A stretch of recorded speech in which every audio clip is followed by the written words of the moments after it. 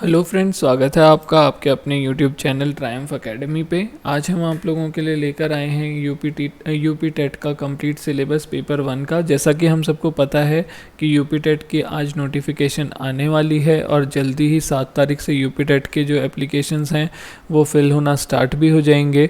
तो हम यहाँ पे जल्दी से क्विक रिव्यू देखेंगे कि क्या यूपी टेट का सिलेबस है और किस तरीके से हम उस सिलेबस को कहाँ कहाँ से कवर कर सकते हैं। तो अगर आपने अभी तक चैनल को सब्सक्राइब नहीं किया है तो पहले तो ज़रूर चैनल को सब्सक्राइब करें ताकि सारे अपडेट्स आपको मिल सकें। और हम बहुत मेहनत करके आपके लिए वीडियोस बनाते हैं और आपका एक सब्सक्राइब भी हमारे लिए बहुत ज़्यादा प्रीशियस है। तो हम स्टार्ट करते हैं वीडियो। सबसे पहले हमारे पास, हमें पता है पेपर 1 के सिलेबस में जो सेक्शन 1 है 30 क्वेश्चंस हमारे पास आते हैं पेडागोजी से, यानी चाइल्ड डेवलपमेंट एंड पेडागोजी से। तो इसमें हमारे पास जो इम्पोर्टेंट टॉपिक्स हो जाते हैं सिलेबस, आप वीडियो को पॉज करके स्क्रीनशॉट ले सकते हैं।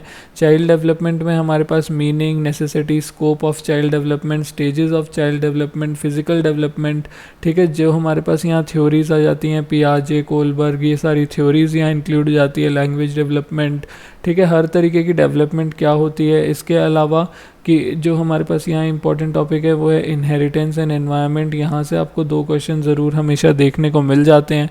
Meanings and principles of learning, ठीक है, लर्निंग क्या होती है, किस तरीके से अफेक्ट करती है, कैसे इन्फ्लुएंस होती है लर्निंग, ठीक है। फिर इसके बाद हमारे पास आता है रूल्स ऑफ लर्निंग। तो हमारे पास जो थॉर्नडाइक की थ्योरीज़ हैं वो रूल्स ऑफ लर्निंग में हमारे पास यहाँ पूछी जाती हैं। The key principles of learning, ठीक है, and their practical utility, classroom teaching, principles of Thorndike's attempts and errors. इसके बाद वाइगॉट्स्की की थ्योरी हमारे पास आ गई है यहाँ पे, ठीक है। स्किनर, तो पैवलॉव, ये जो नाम आपको दिख रहे हैं इन सब की थ्योरीज आपको अच्छे से कर लेनी है। प्लेट्यू, ठीक है, इन सब का आपको देख लेना है कि क्या क्या इन्होंने बोला था, क्या इनके की पॉइंट्स थे, तो वो सब आपको पता होने चाहिए इस पोर्शन के लिए।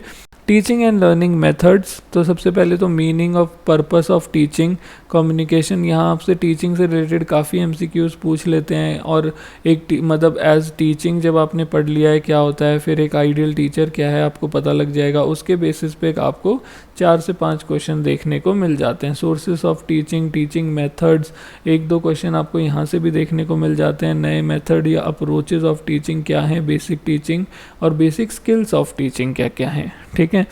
इसके बाद और हमारे पास सिलेबस है इसमें इंक्लूसिव एजुकेशन। इंक्लूसिव एजुकेशन एक इम्पॉर्टेंट टॉपिक है और आजकल हमेशा यहाँ 2 से 5 क्वेश्चंस इंक्लूसिव एजुकेशन से ऐड करे जाते हैं। तो सबसे पहले इंक्लूजन होता क्या है, किस किस तरीके के हमारे पास यहाँ डिफरेंसेस हैं, डाइवर्सिटी क्या क्या है जिसके लिए हमें इंक्लूजन की ज़रूरत है, वो सब चीज़ें। इक्विपमेंट्स क्या चाहिए हमें इंक्लूजन के लिए, क्या क्या नेसेसरी टूल्स एंड टेक्निक्स हैं क्लास में इंक्लूजन लाने के लिए, स्पेशल टीचिंग क्या होती है, तो ये सब आप यहाँ देख सकते हैं, ठीक है। इसके बाद आते हैं learning and teaching. Learning and teaching भी इसका एक इम्पॉर्टेंट पार्ट है। किस तरीके से स्टूडेंट लर्न करता है, आपको यहाँ ध्यान रखना है कि डाइवर्सिटी हर जगह आपको देखने को मिल रही है, ठीक है। हर स्टूडेंट जो होता है वो अपने आप में अलग होता है, तो आपको उस हिसाब से लर्निंग स्ट्रेटजीज़ देखनी है। Learning as a social activity, learning क्या है, कैसे आप अच्छी लर्निंग करा सकते हो, सेंसेस एंड फीलिंग्स क्या है, मोटिवेशन क्या है, फैक्टर्स कंट्रीब्यूटिंग टू लर्निंग, ये सब आपको पता होना चाहिए। इसके बाद हम आते हैं हमारी लैंग्वेज 1 पे, जो हमारी चाइल्ड डेवलपमेंट है। तो ये आप कोई भी साइकोलॉजी की बुक जो आपने अपने बीएड में यूज़ की होंगी, ठीक है। इसके अलावा जो भी टीचिंग एप्टीट्यूड की बुक आपने अपनी बीएड के टाइम पे भी ली होगी, बीएड का एंट्रेंस क्लियर करने के लिए, तो वो हो गई। इसके अलावा आप एमसीक्यू इसके लास्ट ईयर के जो भी दिए हों, लास्ट 2-5 ईयर्स देख लीजिए। लास्ट 5 ईयर्स में जो, क्योंकि सीडीपी में बहुत क्वेश्चंस जो होते हैं ना वो हमारे पास रिपीट होते हैं, ठीक है। तो आप जितने ज़्यादा एमसीक्यूज़ देखेंगे, एक तो आपका कंटेंट जो आपने जो लर्न किया है एमसीक्यू सॉल्व करने से वो ज़्यादा आपको समझ आता है, ज़्यादा देर तक याद रहता है, ठीक है। और बहुत चांसेस हैं कि वो एज इट इज़ आपको पेपर में भी मिल जाए। इसके बाद हम आते हैं हिंदी। तो हिंदी में अगर आपने अपनी लैंग्वेज 1 हिंदी चूज़ की है तो हिंदी में आप देख सकते हैं अपठित गद्यांश है, हिंदी वर्णमाला, वर्णों का मेल, वाक्य रचना सब और ध्वनियाँ जो हमारे पास हैं।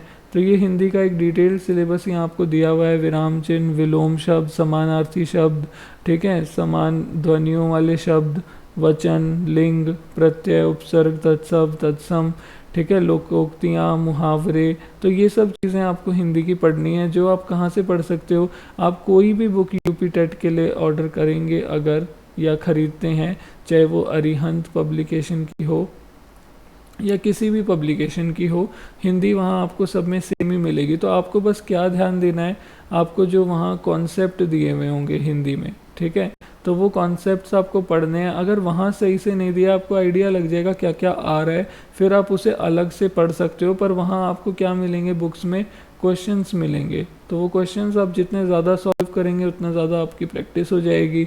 या फिर एनसीईआरटी की जो ग्रामर की बुक आपके बोर्ड में लगाई जाती है, तो वो ग्रामर की बुक आप देख सकते हैं, ठीक है। इसके बाद हमारे पास हिंदी की पेडागोजी आती है। तो आपने हिंदी अगर अपना सब्जेक्ट लिया है और अगर आपके टीचिंग सब्जेक्ट्स में भी हिंदी है, तो ये वाला सेक्शन आपके लिए, अगर आपके टीचिंग सब्जेक्ट में भी हिंदी है तो ये वाला सेक्शन जो है वो आपके लिए काफ़ी इजी रहेगा। और अगर नहीं है तो आपको हिंदी पेडागोजी किसी बुक से पढ़नी चाहिए। जो भी बुक्स अगेन आप जो भी मंगाते हो यूपी टेट के लिए, ये आपको हर जगह हर बुक में एक जैसा ही मिलता है, इनका कुछ ऐसा अलग नहीं है। आपको बस सारे एमसीक्यू जो भी पेडागोजी से रिलेटेड दिए हों वो सॉल्व कर लेने हैं, क्योंकि जैसा मैंने आपको बताया कि जो पेडागोजी होती है वो बहुत ज़्यादा रिपीट होती है, ठीक है। इसके बाद लैंग्वेज 2, अगर लैंग्वेज 2 इंग्लिश, उर्दू और संस्कृत में से आप ले सकते हो, उनके सिलेबस आपको यहाँ दिए हुए हैं, ठीक है। हर एक लैंग्वेज का अपना सिलेबस है, वो लैंग्वेज आप देखेंगे उसके सिलेबस में आपको अनसीन पैसेज ज़रूर मिलेगा, क्योंकि 10 मार्क्स यहाँ अनसीन पैसेज से आते हैं। बाकी चीज़ें जो भी उसकी ग्रामर हो गई उस लैंग्वेज की, और ये सारी चीज़ें आपको पढ़नी है। यहाँ हमारे पास tense, article, punctuation, word formation, singular, plural, gender दिया हुआ है। फिर उस सब्जेक्ट की पेडागोजी और उर्दू का भी सिलेबस यहाँ हमारे पास है। आप वीडियो को पॉज करके स्क्रीनशॉट लेके इसका सिलेबस देख सकते हैं और सेव कर सकते हैं। इसके बाद संस्कृत, फिर उसके बाद हमारे पास आता है टीचिंग ऑफ लैंग्वेज डेवलपमेंट। तो लैंग्वेज 2 जो आपकी है, अगेन इसमें पेडागोजी आ गई है। तो अगर आप इंग्लिश हिंदी वाले स्टूडेंट होते हैं तो आपने पेडागोजी अपनी बीएड में, या आपने अपने जो भी आपने अपना एजुकेशनल क्वालिफिकेशन आपकी जो भी है, जो भी डिग्री या कोर्स आपने एजुकेशन फील्ड में किया है, तो आप वहाँ से इन सब को पढ़ सकते हैं। और अगर आपने ये सब नहीं पढ़ा है, जैसे अगर आप साइंस मैथ्स वाले स्टूडेंट हो, तो साइंस मैथ्स वाले स्टूडेंट्स के लिए मेरी यही राय रहेगी कि इनकी पेडागोजी आप पहले तो कोई भी यूट्यूब से या कहीं से भी आपको मिलती है वो पढ़ें थोड़ी बहुत। और इसमें जो मेजर रोल आपके लिए निभाएंगे वो होंगे एमसीक्यू क्वेश्चंस। तो आप टेस्ट सीरीज़ देख लीजिए, या फिर जो भी आप बुक यूपी टेट की प्रिपरेशन के लिए ख़रीदते हैं, उस बुक में जितने एमसीक्यू आपको इनके दिए हुए हों उन एमसीक्यूज़ को पढ़ लें और लर्न कर लें। वहाँ से बहुत रिपीट होते हैं और ये कुछ इतनी हार्ड चीज़ नहीं होती है। ये एकदम जब एक फैक्ट की तरह होता है, अगर आपने कुछ पढ़ा, आपको पता लग गया अच्छा इसको तो ये बोलते हैं, तो वो बस वहीं से हो जाएगा। और प्लस क्वेश्चन से पढ़ना सीखिए। जैसे अगर क्वेश्चन आपको दिया है, उसका आंसर आपको दिया है, तो उसे एक कॉन्सेप्ट की तरह लर्न करना सीखिए, तो ये आप बहुत ईजीली उससे कर लेंगे। इसके बाद हमारे पास आता है मैथमेटिक्स, जो 30 मार्क्स का होता है। तो बेसिक हमारे पास क्लास 8 से लेके 10th तक का 6 to 10th, बल्कि 6 to 8 थी, बल्कि हम कहेंगे 10th वाला मैट्रिक्स वो तो यहाँ है भी नहीं, ठीक है। ये मैथ्स अगर आप अच्छे से कर लेते हैं तो आपका ये आराम से क्लियर हो जाएगा, ठीक है। Addition, subtraction, property, division of numbers आप देख सकते हैं, बहुत इजी टॉपिक्स हैं यहाँ। एडिशन, सब्ट्रैक्शन ऑफ, ये division of fractions, decimals, unitary rule, percent, profit loss, simple interest, geometry, money, measurement, perimeter, calendar, figure, volume, area, railway और bus time table, और presentation and formulation of data, यानी data interpretation, ठीक है। तो आप देख सकते हैं कि ज़्यादा डिफ़िकल्ट मैथ्स का सिलेबस यहाँ पे नहीं है। 6 to 8 क्लास तक का भी मैथ्स आप अच्छे से कर लेते हैं तो हो जाएगा। अगेन पेडागोजी के लिए मेरी वही राय रहेगी, पेडागोजी के जितने प्रीवियस ईयर क्वेश्चन आए हुए हैं वो कर लीजिए, वही आपके लिए बहुत रहेंगे। और उनसे आपको काफ़ी चीज़ें सीखने को भी मिलेगी। जो आपको ऐसा लगता है कि ये वाला हमें नहीं आता था, उसको पॉइंटर्स बना के कहीं पर नोट कर लीजिए, ताकि जब आप पेपर देने जाएं उससे पहले आप उसे एक बार रिवाइज़ कर लें।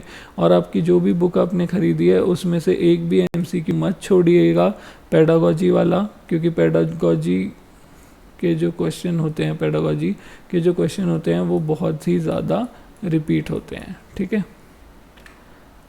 नेक्स्ट हमारे पास है इन्वायरमेंटल साइंस। तो इन्वायरमेंटल साइंस में आपको जो टॉपिक्स दिए हैं बेसिक 5th क्लास तक की इन्वायरमेंटल साइंस यहाँ पे आपको देखने को मिलती है।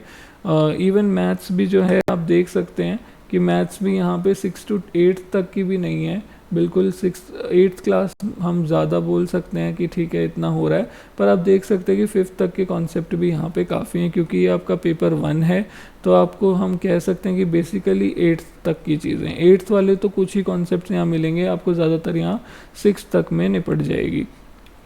तो ऐसे ही EVS आपको 5th तक की जितनी आपकी जो भी स्कूल है, आजकल स्कूल्स में 5th क्लास में वैसे अलग अलग EVS की बुक्स लगाई जाती हैं।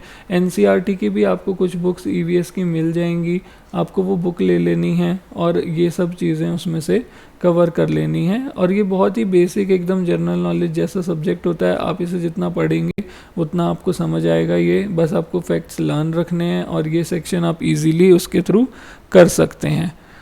फिर उसके बाद टीचिंग रिलेटेड इश्यूज हमारे पास एनवायरमेंटल साइंस की भी पेडागोजी है। तो अगेन जैसा कि मैं बता रहा हूँ, MCQ क्वेश्चन जो भी आपको इनसे रिलेटेड मिले उन्हें छोड़िएगा मत, क्योंकि ये बहुत रिपीट होते हैं और कॉन्सेप्ट्स जो हैं एक क्वेश्चन से, जैसे इस बार कुछ पूछा है तो उसके 4 ऑप्शंस हैं, अगर आप किसी बुक में देखते हो तो वो भी उन्हें समझाए गए होते हैं। तो हो सकता है नेक्स्ट टाइम ये ऐसे ना थोड़ा सा घुमा फिरा के आ जाए, पर क्वेश्चंस ये वही रहते हैं मोस्टली। ठीक है, तो अगर आपको हमारी वीडियो पसंद आई है तो इसे लाइक ज़रूर करें और इस चैनल को सब्सक्राइब करें ताकि हम भी मोटिवेट हो सकें। आपको जैसा कि मैंने आपको पहले भी बताया, आपका एक सब्सक्राइब भी हमारे लिए बहुत ही ज़्यादा प्रीशियस है।